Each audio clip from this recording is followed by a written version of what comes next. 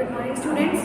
पिछली वीडियो में हमने डिस्कस किया था जैव विविधता के वर्गीकरण के बारे में। ठीक है, कौन कौन से थे? सबसे पहले तो बायोडाइवर्सिटी हम लोग समझ गए। ठीक है, उसके बाद क्या था कि जैव विविधता के जो वर्गीकरण थे कौन कौन से थे? आनुवांशिक, प्रजाति और पारिस्थितिकी। ठीक है, सबकी परिभाषा हमने लिखी थी और सबके एक एक एग्जाम्पल लिखे थे, उदाहरण लिखे थे। ठीक है, आज हमें बात करनी है क्या?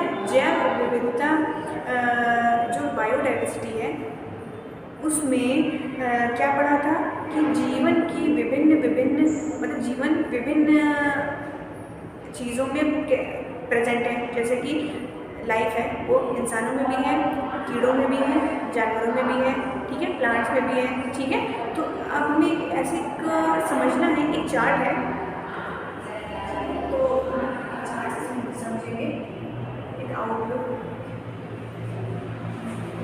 कि कितने प्रतिशत कौन प्रेजेंट है। मतलब कि वैसे तो है कि दुनिया में जितनी टोटल पॉपुलेशन कितनी मान लेते हैं 70% क्या है पॉपुलेशन, टोटल मान के चलते हैं 70%। तो अगर चलिए हम ये बात करते हैं, अगर मान लेते हैं कि जो पॉपुलेशन है पूरे बायोडाइवर्सिटी में 100%, जैसे मान लेते हैं 100% है, तो 100% में से 70% कौन है?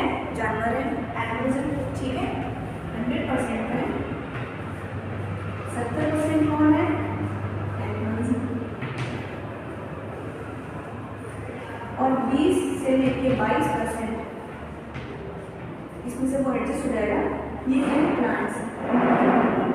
ठीक है, तो हम ये कह सकते हैं कि प्लांट्स की संख्या कम है एज कंपैरिजन टू एनिमल। तो एक पाई चार्ट है जिसे समझते हैं। इनवर्टिब्रेट्स, इनवर्टिब्रेट्स क्या होते हैं? एनिमल किंगडम में आप लोगों ने पढ़ा होगा, नहीं एनिमल रिकॉल हमारे तो रिविजन कर लीजिएगा। ठीक है, इनवर्टिब्रेट्स क्या होते हैं? जिनके शरीर में स्पाइनल कॉर्ड या मोटोकॉर्ड नहीं पाई जाती है। ये कैसे होते हैं? ये ओल्ड वाले एनिमल्स हैं। ठीक है, ऑर्गेनिजम्स। तो क्या हो जाएगा? ये इसका क्या सेंटर पॉइंट है, छोटा सा बना लेते हैं। ये एक सर्कल, ये सर्कल क्या है? मतलब ये पूरा पॉपुलेशन शो कर रही है कि ये पूरा बायोडाइवर्सिटी है, इसमें टोटल पॉपुलेशन 100 है, उसमें कौन सा ऑर्गेनिज्म की ग्राफ मतलब कितना ही परसेंट के अकॉर्डिंग। ठीक है, तो क्या हो जाएगा? ये जो पूरा प्रतिशत है ना, ये पूरा ये क्या है? इंसेक्ट है, मतलब कीड़े मकोड़े और थोड़ा। ठीक है, इंसेक्ट की संख्या जानवरों में बहुत ज़्यादा है। मतलब कि अगर 10%, अगर मान लेते हैं किसी जगह में 10 एनिमल्स हैं या 10% जानवर हैं, तो उस 10% में 7% क्या है? इंसेक्ट का ही होता है। तो ऑर्थ्रोपोडा एक बहुत बड़ा फाइलम है, एक बहुत बड़ा फाइलम कह सकते हैं हम, फाइलम है जिसमें कि काफ़ी संख्या होती है किसकी? इंसेक्ट्स वगैरह की। इंसेक्ट है, ठीक है। और ये वाला जो ग्राफ है किसका है? मॉलस्क का, बड़ा होगा मॉलस्क। ठीक है, उसके बाद ये कौन से हैं? क्रस्टेशियंस, पानी में रहते हैं, केकड़े वगैरह, इनकी संख्या है क्रस्टेशियंस। ठीक है, उसके बाद ये जो बचा ये क्या हो जाएगा? ये कोई other animal group, other animal group. ठीक है, इसमें क्या कह सकते हैं हम कि ये कोई और जानवर भी हो सकते हैं। तो ये क्या था? इनवर्टिब्रेट्स में जो छोटे कम विकसित वाले ऑर्गेनिज्म थे। अब हमें बात करेंगे वर्टिब्रेट्स की। वर्टिब्रेट्स क्या है? जिनके शरीर में स्पाइनल कॉर्ड या वर्टिब्रेट ना पाई जाए। ये क्या है? 100% वो है पॉपुलेशन है, संख्या है। इसमें क्या देखना है हमें? वर्टिब्रेट्स में कौन से? फिशेस, प्लामेलिया, एम्फीबियंस, रेप्टाइल्स। तो देखेंगे इसकी संख्या कितनी है, क्योंकि तो डिवाइड कर लेते हैं।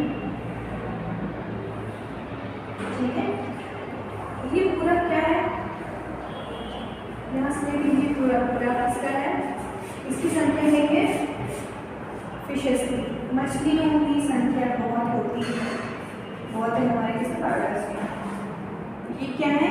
वर्टिब्रेट्स का है पूरा पाई चार्ट। फिशेस की संख्या इतनी है। उसके बाद ये क्या हो गया? हम लोग ये हमारा ग्राफ है, ठीक है। उसके बाद ये क्या हुआ है,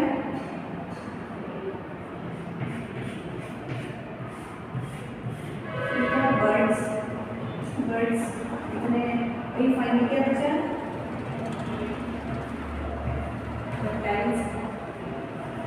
मतलब रेंगने वाले ऑर्गेनिज्म, छिपकली और स्नेक्स, है ना। ये सब क्या हो गया, ये तो इनवर्टिब्रेट्स, ये क्या हो गया वर्टिब्रेट्स, ठीक है। इसके बारे में आप लोग नोट कर लीजिएगा, ठीक है। उसके बाद क्या हो जाएगा, एनिमल्स हो गए, एनिमल्स में भी इनवर्टिब्रेट्स वर्टिब्रेट्स हो गया। अब देखते हैं प्लांट्स।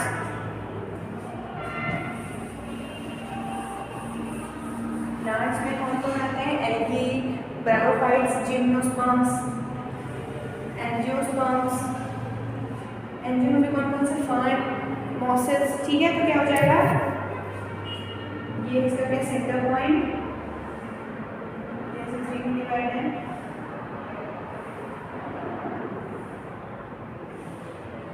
अगर प्लांट्स की कैसी 100% पॉपुलेशन है, इसमें जो ये है, ये क्या है,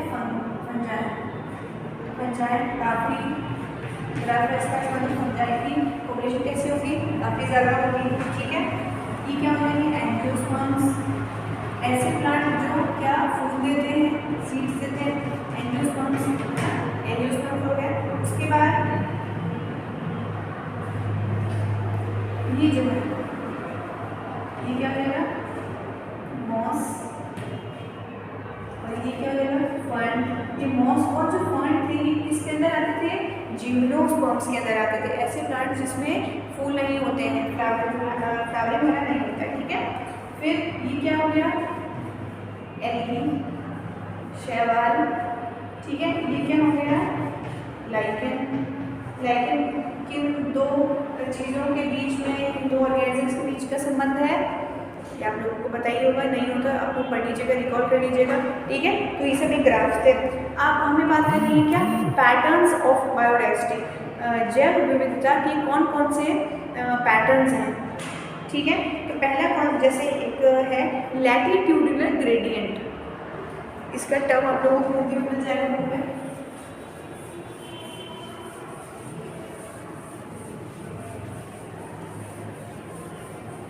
क्या हो जाएगा, लैटिट्यूडिनल पैटर्न्स,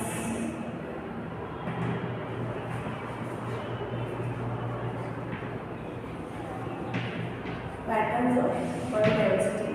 पहला क्या हो जाएगा, लॉन्गिट्यूडिनल, सॉरी लैटिट्यूडिनल।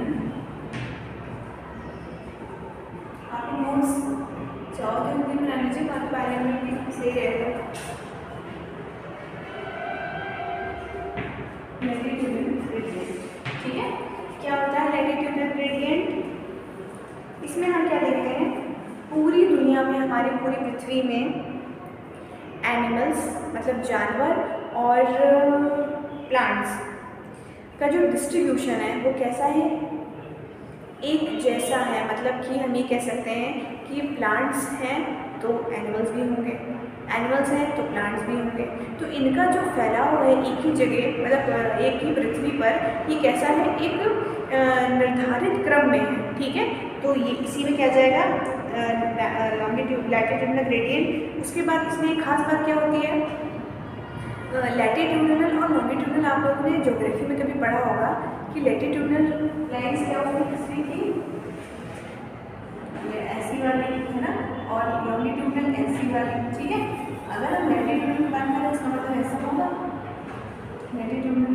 तो ये बताओ, जो बीच की लाइन होती है पृथ्वी की, इसका क्या नाम होता है, इक्वेटर,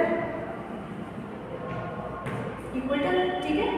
इक्वेटर हो गया। उसके बाद एक होता है पोल, पोल इक्वेटर रीजन, मतलब इक्वेटर रीजन में ऐसे देश, ऐसे जगह जो वहाँ पे प्रेजेंट होंगे इक्वेटर वाली लाइन पे, तो वो क्या हो जाएंगे, इक्वेटर रीजन। अच्छा, इक्वेटर के अगर और ऊपर जाए तो ऊपर जाते हैं, तो ये कैसा जगह होती है, पोल रीजन। हमारे जो पहाड़ हैं, हिमालय है, ये सब कहाँ है, पोल रीजन में। इसलिए पोल रीजन को कहा जाता जाता है कि पोल रीजन कैसा होता है, बहुत ही ठंडा होता है। सारे कश्मीर देखिए ठंडा होता है तो कहाँ होता है, ऊपर में, ऊपर होता है पोल रीजन में। और पहाड़ और बाकी सब जो एवरेस्ट वगैरह ये सब कहाँ है, पोल रीजन्स में ही है, ठीक है। इसलिए क्या होगा, पोल रीजन में जो टेम्परेचर होता है कैसा होता है, कम होता है, इसका मतलब ठंडा होता है। और यहाँ पे टेम्परेचर इसके कंपैरिजन में ज़्यादा होता है। हम लोग इक्वेटर रीजन में रहते हैं। जैसे जैसे अगर ऊपर कभी जाएंगे, जैसे हम लोग को कश्मीर घूमने जाना है, तो जैसे जैसे हम ऊपर जाएंगे क्या होगा, ठंड बढ़ती जाएगी, ठीक है, क्योंकि हम पोल रीजन में जा रहे हैं। तो हम ये कह सकते हैं कि अच्छा क्या लगता है कि इक्वेटर नॉर्मल वाले टेम्परेचर पर ज़्यादा जानवर या ज़्यादा प्रजातियाँ होंगी जानवर और पौधों की, या फिर पोल रीजन में? क्या लगता है? कॉमन सी बात है, जहाँ पर एक टेम्परेचर कैसा है, सामान्य, उसका ताप कैसा है, सामान्य है, नॉर्मल टेम्परेचर है, तो क्या होगा, यहाँ पर जो क्या कह सकते हैं हम, डिस्ट्रीब्यूशन, या कह सकते हैं विविधता, इसकी विविधता, जीवन की विविधता, मतलब कि जीवन विविधता मतलब प्लांट्स एनिमल्स। तो प्लांट्स एनिमल्स या ऐसे बैक्टीरिया, ऐसे जंतु जो कि जीवन रखते हैं, सर्वाइव करते हैं, उनमें वैरायटी यहाँ पर ज़्यादा होगी। अब इक्वेटर रीजन से जैसे जैसे आप पोल रीजन में जाएंगे वैसे क्या होगी, विविधता जो होगी वो क्या होती जाएगी, कम होती जाएगी, ठीक है। तो यहाँ पे वैरायटी ज़्यादा होगी, जैसे जैसे हम ठंडे इलाकों में जाएंगे वैसे वैसे क्या होगा, विविधता जो होगी वो कम होती जाएगी, ठीक है। इसमें यही दो मेन पॉइंट्स थे, आप लोग टेक्स्ट बुक से अपने हिसाब से लिख लीजिएगा। उसके बाद दूसरा क्या है, स्पीसीज एरिया रिलेशनशिप। स्पीसीज मतलब प्रजाति, एरिया मतलब जगह। तो एक साइंटिस्ट थे, इन्होंने क्या बताया था कि किसी जगह मतलब जैसे कोई भी मान लेते हैं, कोई एरिया है, कोई जगह दे दी, उसमें जो भी प्रजाति रहती है वो उस जगह से किस तरह से व्यवहार रखती है, रिलेशन रखती है ना। तो उसके लिए उन्होंने एक ग्राफ दिया था,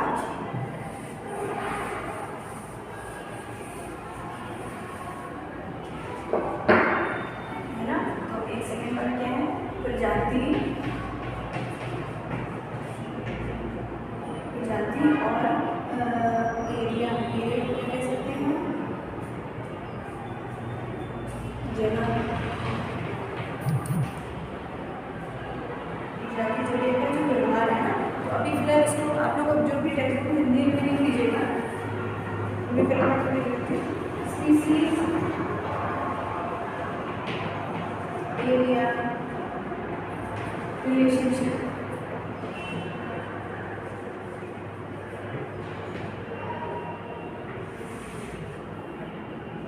स्पीसीज एरिया रिलेशनशिप, स्पीसीज मतलब प्रजाति, एरिया मतलब जगह, जहाँ पर भी वो प्रजाति उगेगी, जन्म लेगी, तो उस एरिया से वो किस तरह से संबंध रखती है। तो क्या हुआ था, जर्मन के एक वैज्ञानिक थे, उनका नाम क्या था, अलेक्जेंडर वॉन हम्बोल्ट, ठीक है। ये एक जर्मन के प्राकृतिक वाले वो थे, वैज्ञानिक थे। इन्होंने क्या बोला था कि इन्होंने इनके अकॉर्डिंग साउथ अमेरिका के जंगलों के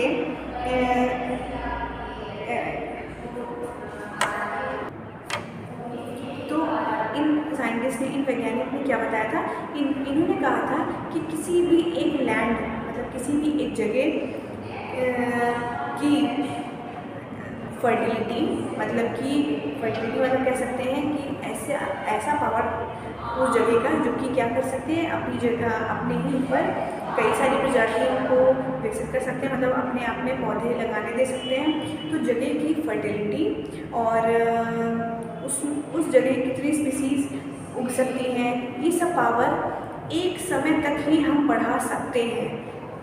वैसे तो नॉर्मल कुछ ना कुछ मिट्टी की या लैंड की होती ही है पावर, लेकिन हम अगर बढ़ाना चाहें तो क्या कर सकते हैं, कुछ केमिकल्स डाल देते हैं, केमिकल फर्टिलाइजर्स हम ऐड कर सकते हैं। लेकिन किसी भी एक पृथ्वी का जो कोई पार्ट है, लैंड है, वो एक कोई निर्धारित समय या कोई ना कोई एक सीमित समय होता है, तभी तक हम बढ़ा सकते हैं, ठीक है। वरना ऐसा नहीं कर सकते हैं कि हम हमेशा करते रहें तो हमेशा वो लैंड क्या होगा, अच्छा ही होगा। तो इसलिए ये पॉइंट क्या है ना, अगर हम लैंग्वेज में लिखते हैं तो जर्मन के कौन साइंटिस्ट थे,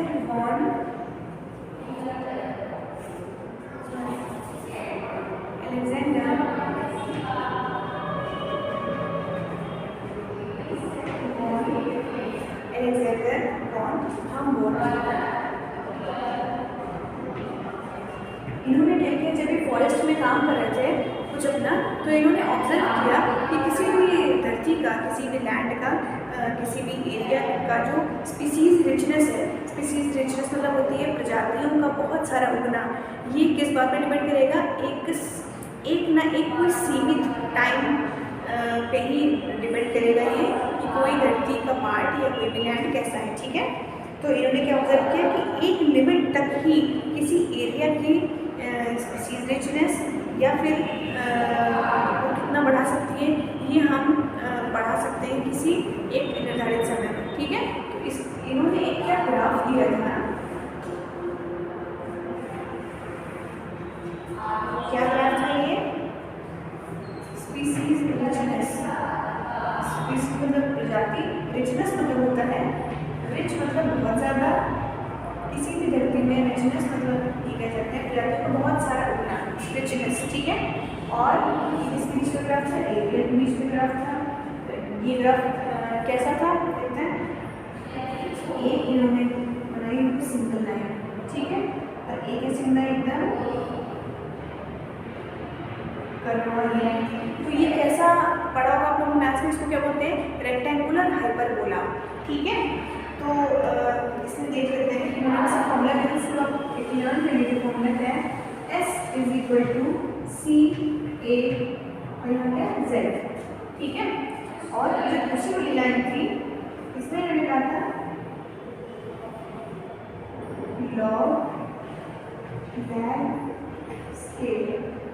आप लोगों ने मैथ्स में पढ़ाई अगर लॉग के अच्छा मैथ्स क्या है, लॉग एस, इसमें log S is equal to log C plus Z log A. ये फॉर्मूला आपको लर्न नहीं करना पड़ेगा, इसके अलावा कोई भी आपके पास ऑप्शन नहीं है। ठीक है, तो इन्होंने ये एक ग्राफ दिया था। अब इसमें देख लेते हैं एस क्या है, ए क्या है, जेड क्या है और सी क्या है। तो यहाँ पे देख लेते हैं क्या है, एस क्या है,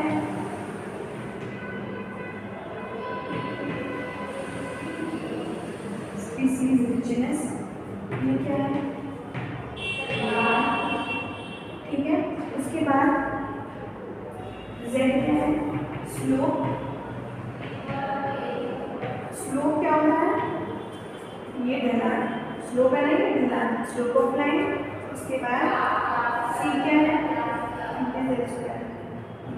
सी क्या है, इंटरसेप्ट। ठीक है, तो ये सारे टर्म से इन्होंने ये ग्राफ दिया था। तो जो भी आज हमने पढ़ा है आप लोग अपने हिसाब से टेक्स्ट बुक से परिभाषा लिख लीजिएगा। ठीक है, और थोड़ा एक्सप्लेनेशन भी हर पॉइंट के बारे में लिख लीजिएगा।